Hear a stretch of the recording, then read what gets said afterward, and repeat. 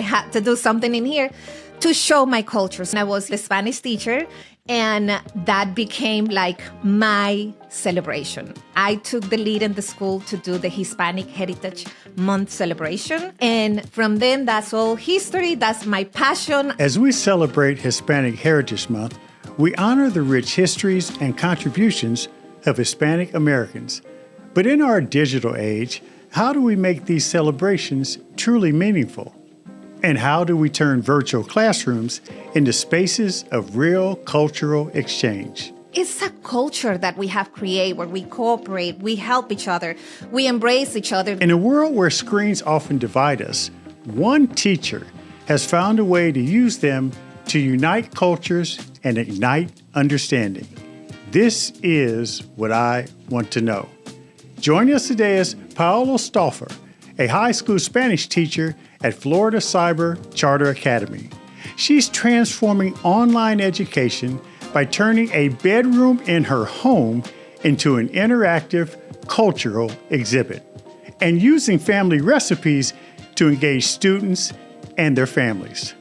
Paola is here to share how she creates a vibrant, culturally rich environment in the digital world, fostering empathy, connection, and a deep appreciation for diverse heritages. Paola, welcome to the show.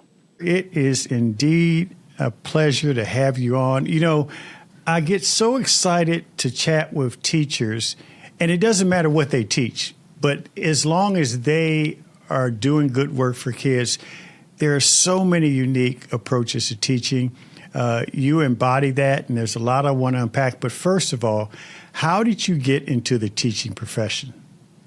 Well, thank you so much for having me in your show. And I appreciate the welcome, but I appreciate even the most that you have invited me as a word language teacher, a Spanish teacher. Yes. I feel like we are seen, and that is great. How did I get into teaching? I was in kindergarten. When I was in kindergarten, I had that passion of being the bossy girl, telling the girls what to do. Playing at school was my favorite game, and ever since, I knew I wanted to be a teacher, so it's been like a life passion. So you're talking about, now, these are your words, the bossy girl, so that means you were holding class when you were a little girl with all your friends. Kind of, yes. I have my group of friends, and I remember turning over the chairs and making the desk, so it really has been my dream the majority of my life. Now, you're originally from Colombia, correct? That is correct. Now, we're going to unpack your unique approach to teaching as a Spanish teacher, but I wonder how much your background and where you came from influenced that approach. Because, you know, part of the challenges I think traditional education has had is, you know, moving away from the one-size-fits-all. You know, teachers stand and lecture and the kids take notes and then they give it back to them in a teacher in a test, then they forget it the next day. But this idea of having innovation and creativity in the classroom is taking on different forms. And how has your background with your teaching experience in Colombia influenced this sort of new approach you've taken to engage in this sort of virtual museum concept and the like? Yeah, this was definitely a different concept, you know, teaching in Colombia, Latin American country. I was an English teacher there. I also taught Spanish there. And then coming in here, different cultures, different approaches in education. But one thing was common, and that is the passion that I have and the love I have for my profession. And I think that is what have kept me in the right place and in the right position, always. Moving in here and teaching in here, of course, it was at the beginning different, very, very different. But I made my ways, number one, to teach Spanish. I am familiar with the Spanish. Mm-hmm. But then to be who I am and who I learned to be in Colombia as a teacher. I am very proud of the education I got there. Just a little bit of that. In Colombia, there is a system where you become a teacher in high school, middle and high school. once you graduate from high school, you're certified to teach in elementary school. So what I learned in that section of my life as a teacher is what I have carried in my heart throughout until today. And when I came to the U.S. and I started teaching and getting to know the system better and better, and not only the system, the educational system, but the population that I had in my classroom, I noticed there is a very big diversity that I never had in Colombia. In Colombia, we were all kind of the same, but here I have children from all over the place. And then we are in Florida, where Florida Spanish is a kind of a very common language around. Mm-hmm. And it was a very big impact. For me, it was learning, wow, I'm going to be learning about these other students. And I am very good at connecting with students. These were my high school students. I was a high school teacher. And getting to know them, getting to, know their cultures. And then there was something new for me, and that was Hispanic Heritage Month. We don't celebrate that in Colombia. I didn't know what that was. And then I started learning about in my school, and that was the big ding, ding, ding. I had to do something in here to show my culture. So back then I was, the Spanish teacher, and that became my celebration. I took the lead in the school to do the Hispanic Heritage Month celebration. And from then, that's all history. That's my passion. I always took pride of the celebrations that we did year after year. I have been teaching in here for 15 years in the United States. And every single year I have big events, obviously in the brick and mortar school. And then I moved to the online school. And here was another big question. What am I going to do? Yeah. This celebration, it was such a big deal for me in the brick and mortar school. And it was such a beautiful event, and all the activities that we did with the children. What am I going to do in the online school? Yeah, let me ask you something about that, because you mentioned you taught in a brick and mortar school. You did it in Colombia. You did it when we first came to Florida. But Florida Cyber Charter Academy is, as you said, an online school. And oftentimes parents are a little bit concerned, wondering whether or not the kids can get the same, socialization or interaction with teachers in an online setting. And really, Paola, that's at the heart of why I wanted you on, because you obviously had this unique, creative approach during, National Hispanic Heritage Month and the Spanish culture in a brick and mortar setting. How did you bring that all to life in your new role as an online teacher? Because you obviously have. Your classes are just as popular. The kids are having as much fun. But a lot of people will wonder, how could she do that when it's online? That was actually a question just for me as a teacher at the beginning. So when the parents are like, is that going to be similar? Is that going to be the same as being in the brick and mortar school? That was my question too. Yeah. And that was a challenge for me. And I am always ready for challenges. And to bring peace of mind to those parents out there that are listening to us, we are teachers. When we have the passion in our heart, we make it happen. And I made it happen. Obviously, I have to go through my mind, through different ideas, brainstorming. And one of the things that I always do was showing my own culture. And so there is a beautiful bedroom in my house. It's our guest bedroom. But when I move here, it's I want to have a little bit of me in here. So that bedroom is decorated with different Colombian artifacts. So I have elements from my culture. The hat, the poncho, different paintings, different pieces of arts and crafts. And so when I go in there, it's I'm in Colombia. I see things that belong to my culture. So what I said is, okay, I am in this computer and in this chair all the time. I'm going to get out of it, and I'm going to take my students with me. And what I decided to do is I'm going to take you guys on a beautiful field trip to a museum. It's a mini museum. It's a field trip. I'm going to take you to Colombia.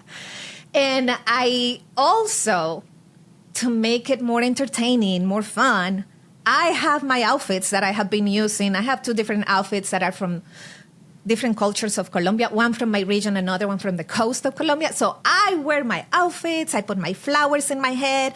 It's beautiful. There is a TV in there. I turn the TV. I have dances. I have music ready because I dance for them as well. I show them from here where I am sitting and say, okay, you're going to go with me. I go and take them. The door has a big sign that says Colombia and it's hot in there. And I bring the computer around and I show them the little paintings and elements. And I found myself telling them stories, which that was not part of the plan. It just came out natural. And because I lived in there so many years. I have families that live in the farm. I spend months of my year in the country with my uncles, helping with the coffee, milking the cows. So I do have like a lot of experience in there. So when I am showing them like, okay, this is the Jeep.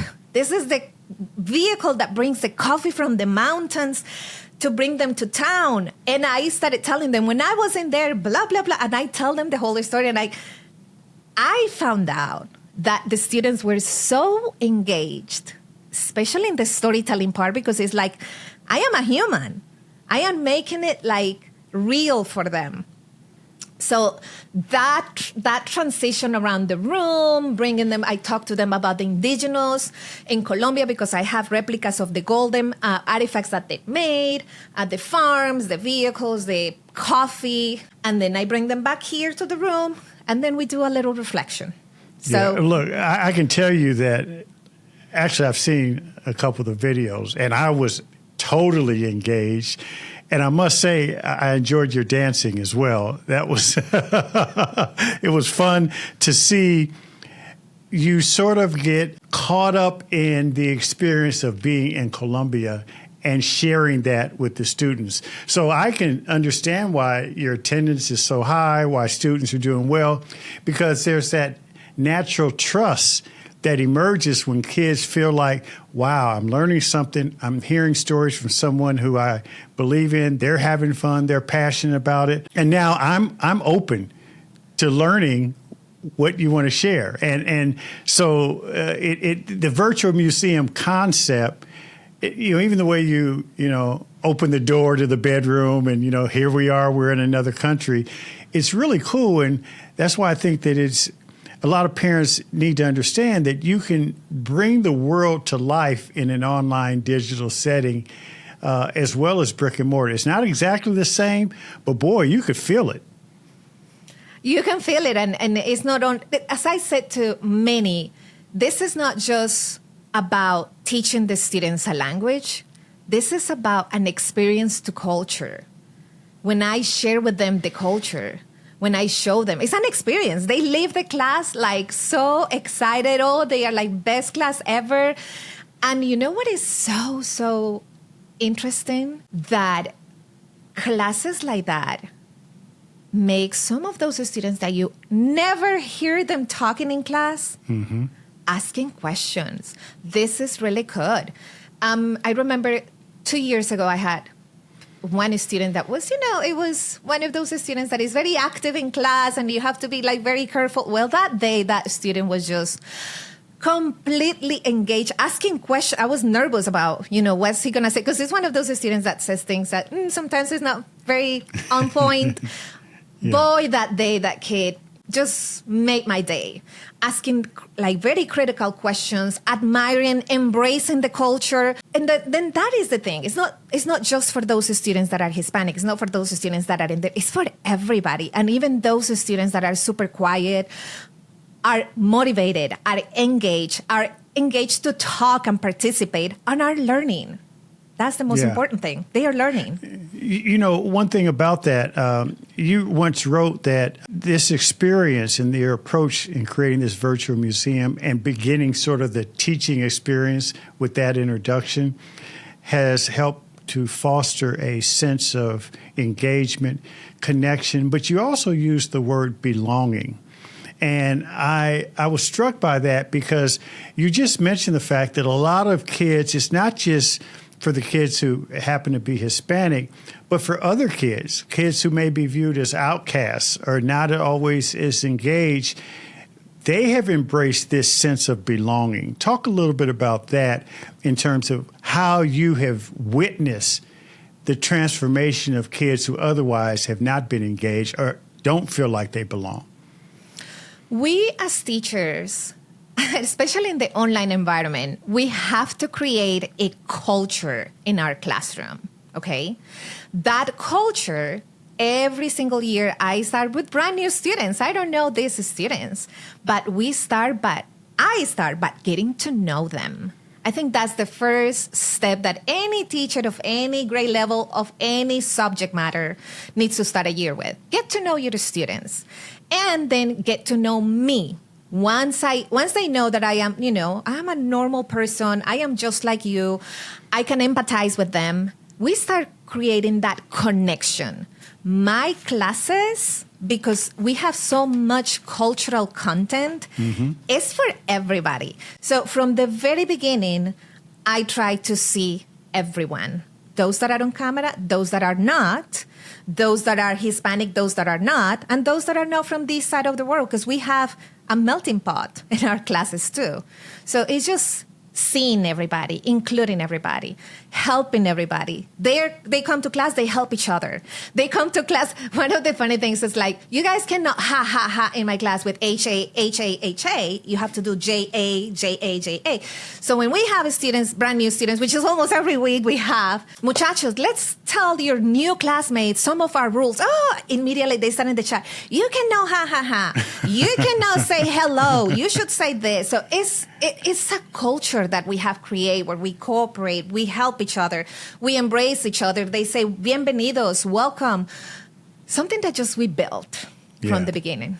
One other thing, I have just a few more questions, but one of the things you've been able to do, you alluded to it, is have these video demonstrations to help enhance the cultural learning process.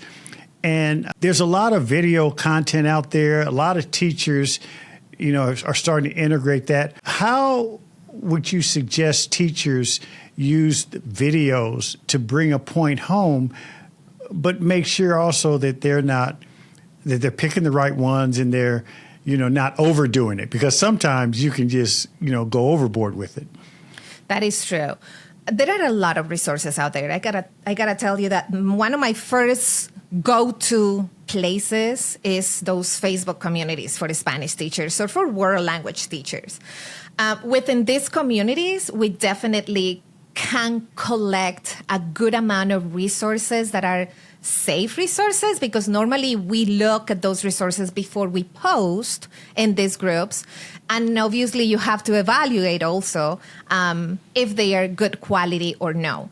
But I think these communities are definitely really good. But another aspect that I think all teachers out there should take a look at is storytelling. And of course, these videos are good for that.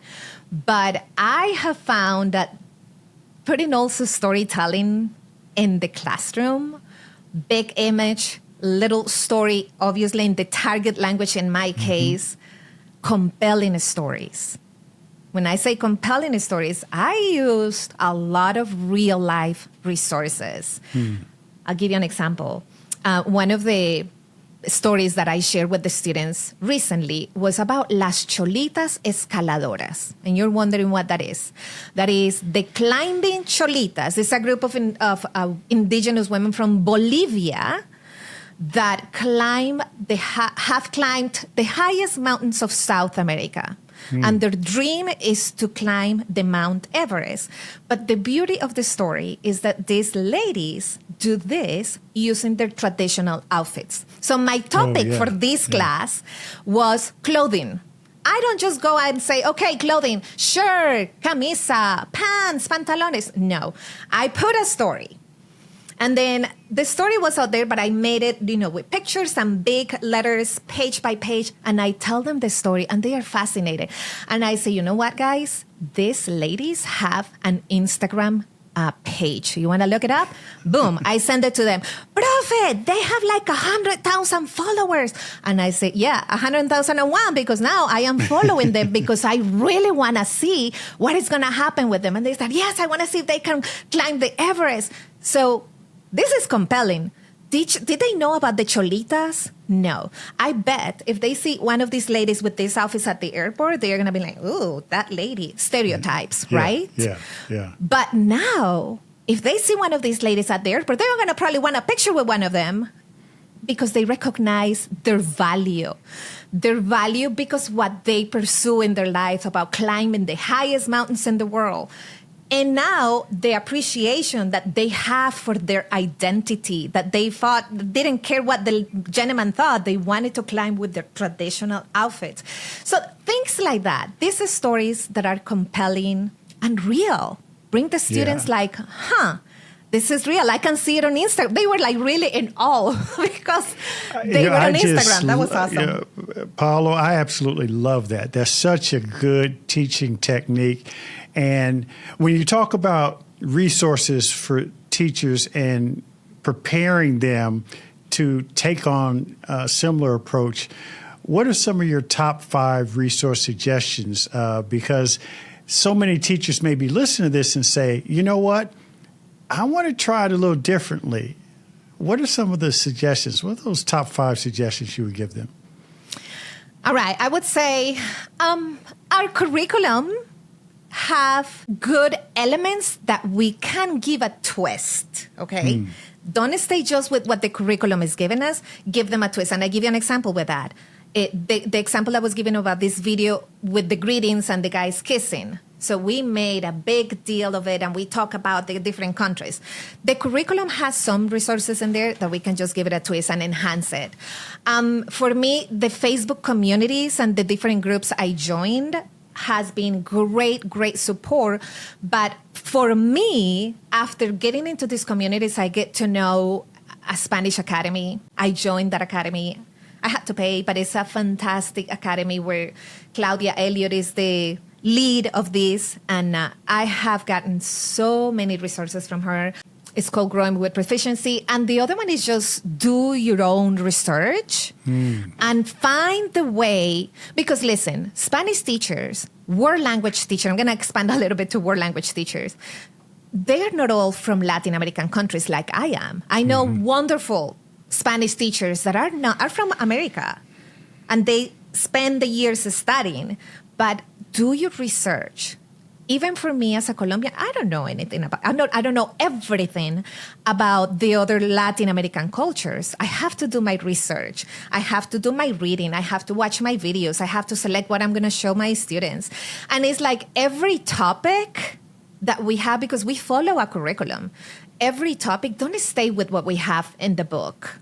Just go outside, research, and look for the stories. Look for the stories that are compelling and connected, and just make it like fun for them. Yeah, that's awesome. I will say those are some. So, Paola, I have one last question. This is what I really want to know. And it actually is an important question that I'm sure every great teacher faces. How do you personally maintain the energy, excitement, enthusiasm throughout the entire school year, recognizing that you get a new bunch of kids every year? You've got to get to learn them. But it can be a drain, especially with the innovative approach you've put together with this virtual museum concept. How do you keep it going? You know, I had a student that asked me that question. Profe, how do you do to be smiling in every class? If I don't feel good, because I might have a headache or something, they notice it right away. But it's just who I am. I am an energetic person by nature, and I have a passion for what I do. And I think my motor is the passion and the love I have for teaching. I have been teaching for 27, I'm going to my 28 years.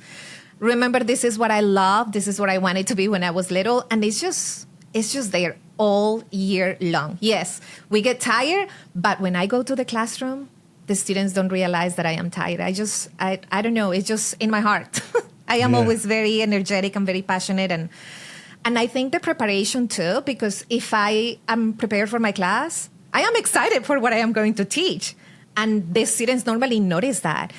And when I am excited, I want to give them that. I want to get them excited for the class too, which is normally kind of what happens. I think my students really enjoy the class and normally engage and participate.